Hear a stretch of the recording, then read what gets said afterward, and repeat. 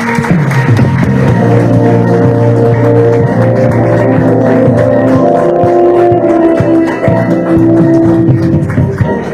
po kayo. Thank you, thank you.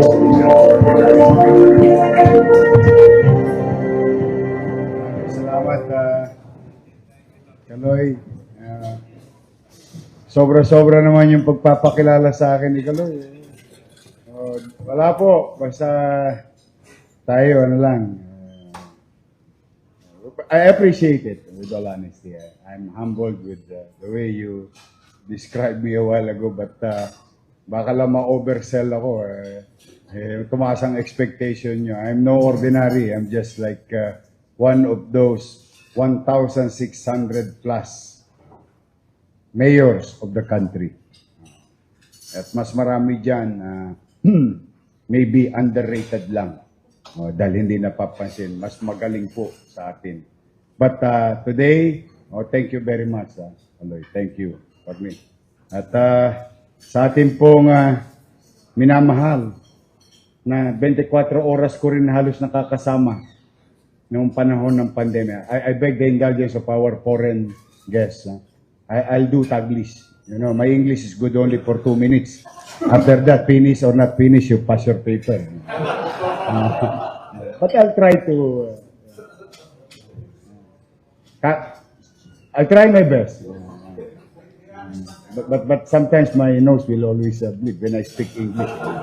I have to multiply it to 56 from time to time. But you know, I would like to give due credit, particularly at the height of the pandemic. Nakasama ko to magtrabaho.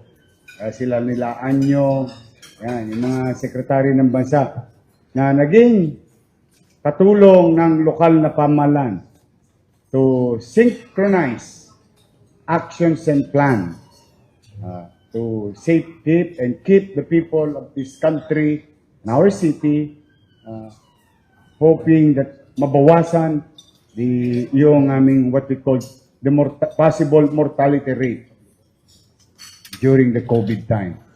Ang ating minamahal former Defense Secretary Delphine Lorenzano.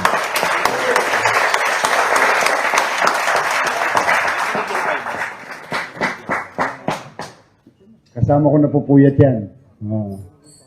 May barbershop sa gabi sa Malacanang. Gising lahat. Talagang gising din kami. Kasi naghihintay kami ng advice. And without putting so much exaggeration to the situation on how fluid it is at the time. May order mamayang umaga, ipatutupad ngayong maghapon. Kung kami tumama, palalawagin. Pag kami mali sa gabi, may bagong order ulit o direktiba because there is no playbook that we can find to address COVID-19 pandemic in our country. But I'm happy, salamat sa Diyos, nanonood at nakikinig kayo sa akin ngayon, buhay tayong lahat. Nakaraos tayo. So, our President of Rotary Club Manila, Attorney Raul Creencia, and fellow guests in the presidential table and officers, mano pa yung aming isa sa magaling na mayor ng Maynila, Mayor Ramon Bagaching. Andiyan dyan po si Sir Bal, ang ating...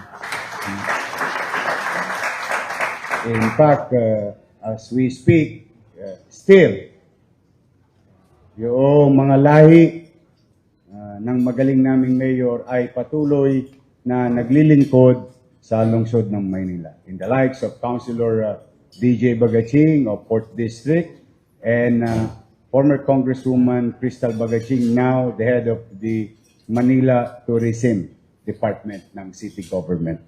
And of course, ang magaling na naging governor ng Bulacan, PDG Obet Pagdanganan.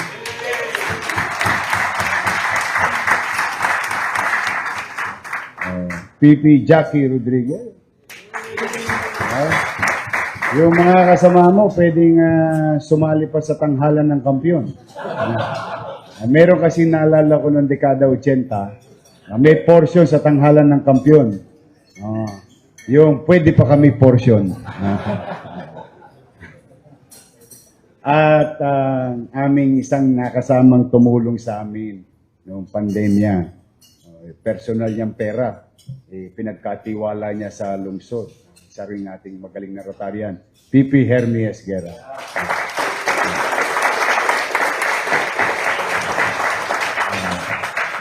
Justice Amado Valdez. Hindi dito. PDG Vince Carlos. PDG Alex Cureg. PDG Bill Biddle. I hope I pronounce your name properly. Kasi susunod dito sa kanto, budol ang pag...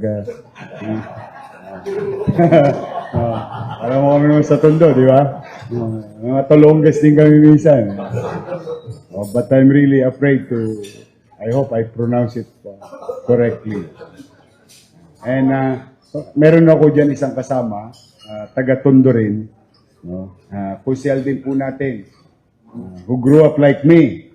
But, he's been serving the City Council for 9 years. And I'm happy and proud of him, Councilor Awi Sia.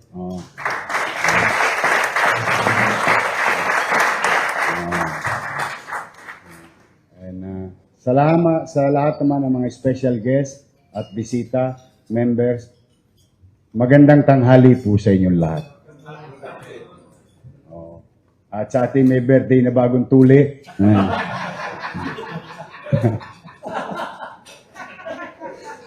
Masayahin tong club na ito. But to our ladies, I hope you don't mind.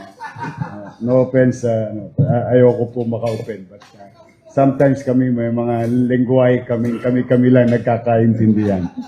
But let me begin and I hope pagpapasensyahan nyo, gagawin kong report card ang araw na ito para sa inyo. Dala ng marami naman sa inyo dito, one way or another, as a story to tell, or experience with the City of Manila. At marami rin sa inyo dito, naghahanap buhay sa Maynila. So I would rather take this as an opportunity for me to report to you at the very least on what transpired for the past 2 weeks in the City of Manila nung ako'y mag-assume ng ating bagong mandato, the overwhelming mandate given to me by the people of Manila. And I'm grateful for it. But usually, when you assume the office of the mayor, or particularly mayor of Manila, you will feel that you're on top of the mountain. Just imagine, you are the mayor of the capital of the country. Diba? Talagang ano yan, ano ka yan, nasa purgatorio. Malapit ka na sa langit. Sort of saying, yan ang normal mong nararamdaman. Like, what the line in Frank Sinatra's song that most of you here like to sing in the bathroom.